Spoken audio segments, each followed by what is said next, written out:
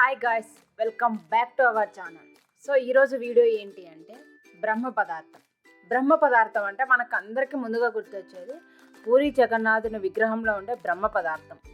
అసలు దీని స్టోరీ ఏంటి అని నేను రీసెర్చ్ చేసినప్పుడు చాలా చాలా ఆశ్చర్యకరమైన విషయాలు అయితే నాకు తెలిసినాయి అన్నమాట. సో అవి నేను ఈరోజు మీతో పంచుకోవాలని అనుకుంటున్నాను. సో ఈ వీడియో చివరి వరకు చూడండి, మీకే అర్థమవుతుంది. Let's watch this video. మనం కొన్ని దశాబ్దాలు వెనక్కి వెళ్తే అప్పుడు కురుక్షేత్ర యుద్ధం జరుగుతున్న సమయంలో తన 100 మంది గాంధారి యొక్క 100 మంది కుమారులను కోల్పోతుందన్నమాట. సో ఆ కోల్పోయిన దుఃఖంలో గాంధారి ఏం చేస్తుందంటే యాదవ వంశమంతా అంతరించిపోవాలని చెప్పేసి శపిస్తుంది. సో అప్పుడు యాదవ వంశంలో మిగిలిన ఆఖరి పురుషులే ఎవరంటే బలరాముడు, శ్రీకృష్ణుడు అన్నమాట.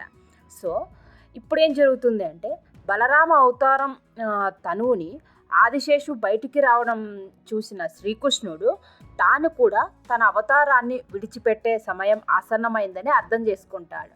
సో గాంధారి శపం కూడా ఖచ్చితంగా నెరవేరుతుంది అని చెప్పేసి తన మనసులో అనుకుంటూ ఉంటాడు. గాంధారి శపించిన శాపం గురించి శ్రీకృష్ణుడు ఆలోచిస్తూ ఒక చెట్టు కింద కూర్చుంటాడు. అప్పుడు జర అనే బోయవాడు శ్రీకృష్ణుడి కాళ్ళు చూసి జింక అనుకొని తన బాణాన్ని సంధిస్తాడు. అది తెలియక శ్రీకృష్ణ పరమాత్మునికి తగులుతుంది బాణము. అది తెలుసుకున్న జర తీవ్ర శోకానికి గురవుతాడనమాట. అయ్యో కృష్ణ, నేను జింక అనుకొని పొరపాటున నేను నీ కాలుకి బాణాన్ని సంధించాను, నన్ను క్షమించు అని చెప్పేసి శ్రీకృష్ణుని దగ్గరికి వెళ్ళి అడుగుతాడు. సో అప్పుడు శ్రీకృష్ణుడు ఏం చెప్తాడంటే జరాకి, అది నీ తప్పిదం కాదు, పూర్వజన్మలో వాలి సుగ్రీవుల యుద్ధ ఫలిత రుణమని శ్రీకృష్ణుడు చెప్తాడనమాట. అంతలోనే రక్తం మడుగులో పడి ఉన్న శ్రీకృష్ణుని అర్జునుడు కూడా చూసి తీవ్ర శోకానికి గురవుతాడు. అయ్యో అర్జున, ఎందుకు ఇలా జరిగింది నీకు, అసలు ఇలా జరిగింది అని చెప్పేసి అక్కడ జరా ఇదంతా డిస్కస్ చేస్తాడనమాట. ఇలా జరిగింది అని చెప్పేసి. సో అప్పుడు తన అవతారం చాలించిన వెంటనే తన దేహానికి దహన సంస్కారం చేయాలని जगन्नाथ हर 14 से 19 साल मृत्यु में समाकर पुनर्जन्म लेते हैं. छोटी बहन सुभद्रा और बड़े भाई बलभद्र भी इसी परिवर्तन की प्रक्रिया से गुजरते हैं, जिसे कहा जाता है नवकलेबर. नव का अर्थ नया. जगन्नाथ, बलभद्र और देवी सुभद्रा की मूर्तियों को एक विशिष्ट अवधि के बाद नए मूर्तियों से बदला जाता है और ब्रह्म परिवर्तन किया जाता है. ఎందుకు ఇలా మెరుస్తుంది? సో మొత్తం శరీర భాగం అంతా దహనమైంది, ఇది ఒక్కటే ఎందుకు దహనం కాలేదు అని చెప్పేసి అర్జునుడు ఆలోచిస్తున్నప్పుడు ఆ హృదయాన్ని ఏం చేయాలో తెలియనప్పుడు అర్జునుడికి శ్రీకృష్ణుడు కలలో వచ్చి ఒక వేప దుంగకి ఆ హృదయాన్ని కట్టి సముద్రంలో వదిలివేయమని చెప్తాడు. అలా ద్వారక సముద్రంలో మొదలైన శ్రీకృష్ణుడి హృదయం సముద్రాలను దాటుకుంటూ పూరి నగరానికి చేరుకుంటుంది. శ్రీకృష్ణునిపై బాణం సంధించిన జర విశ్వబసు అనే పేరుతో పూరి నగరం అటవికుల ప్రాంతంలో జన్మిస్తాడనమాట. పూరి నగరానికి చేరుకున్న శ్రీకృష్ణుడి హృదయం విశ్వబసుకు దొరుకుతుంది. ఎంత విచిత్రమో కదా, ఎవరైతే చంపారో వాళ్ళకే మళ్ళీ తిరిగి విశ్వబసు అనే పేరుతో జర అనే వ్యక్తి పేరు మార్చుకున్నాడు కదా. సో మరి వారికే హృదయం దొరకడం నిజంగా ఇది ఎంత విచిత్రకరం కదా. అప్పుడు విశ్వబసు ఆలోచిస్తాడు, అసలు ఈ హృదయాన్ని నేనేం చేయాలి అని ఆలోచిస్తుండగా అడవిలో తనకు మాత్రమే తెలిసిన చోట భద్రపరిచి, అక్కడ ఎవరు చూడకోకుండా ఒక చోట దాన్ని భద్రపరిచి దానికి నిత్యం పూజలు చేస్తూ ఉంటాడు. తన వల్లే జగన్నాథుడి విగ్రహాలు సకలంలో ఆగిపోయాయని బాధపడుతుంటాడు ఇంద్రద్యుమ్నుడు అనే రాజు అన్నమాట. సో అప్పుడు ఈ రాజుకు ఒక వార్త తెలుస్తుంది.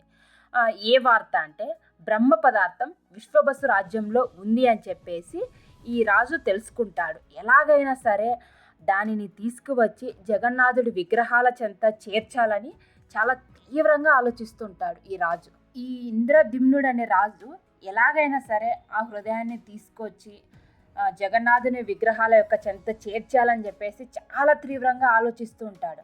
అంతలో ఈ రాజుకు ఒక ఐడియా వస్తుంది. ఏంటి ఐడియా అంటే విశ్వబసు యొక్క కూతురు ఉంటుందన్నమాట. సో ఆ కూతుర్ని పెళ్లి చేసుకోమని ఈ రాజు యొక్క అనుచరుని పంపిస్తాడనమాట. సో అప్పుడు విశ్వబసు ఏం చేస్తాడంటే సో తన కూతురికి ఈ అనుచరుడికి ఇచ్చి వివాహం చేస్తాడు. సో అప్పుడు ఈ అనుచరుడు అడుగుతాడనమాట, మామ నాకు ఇలా చూడాలని ఉంది ఆ హృదయాన్ని, సో మీరు నాకు చూపిస్తారా అని. సరే నేను తప్పకుండా నేను నీకు చూపిస్తాను అని విశ్వబసు చెప్పడం జరుగుతుంది. తన కూతురితో వివాహం జరిగిన తర్వాత విశ్వబసు తన అల్లుడికి కళ్ళకు గంతలు కట్టి అడవి మార్గంలో తీసుకెళ్ళి ఒక గుహలో ఆ బ్రహ్మ పదార్థాన్ని చూపిస్తాడు. సో అడవి మార్గంలో కళ్ళకు గంతులు కట్టి తీసుకెళ్తున్నప్పుడు ఈ అల్లుడు గారు ఏం చేస్తారు అంటే ఎక్కడైతే ఇతను దారి స్టార్ట్ చేశాడో అక్కడి నుంచి ఇతను విత్తనాలు విత్తుకుంటూ వెళ్తాడనమాట. ఎందుకంటే ఆ ప్రదేశాన్ని మళ్ళీ ఇంద్రద్యుమ్నుడు అనే రాజుకు చూపించాలి కాబట్టి. ఆ బ్రహ్మ పదార్థాన్ని చూసిన విశ్వబసు అల్లుడు ఈ వార్తను ఇంద్రద్యుమ్నుడు అనే రాజుకు చేరవేస్తాడనమాట. సో అప్పుడు అడుగుతాడనమాట రాజు, నీకు కళ్ళకు గంతులు కట్టి తీసుకెళ్ళాడు కదా, నువ్వు ఎలా చూపిస్తావు అని. రాజు, నేను ఒక ఉపాయం ఆలోచించే దారి వెంబడి నేను విత్తనాలు విత్తుకుంటూ వెళ్ళాను. సో ఆ దారి మనకు తెలుసు, నేను ఏవైతే విత్తనాలు విత్తానో అవి విత్తనాలు మొలకెత్తాయి.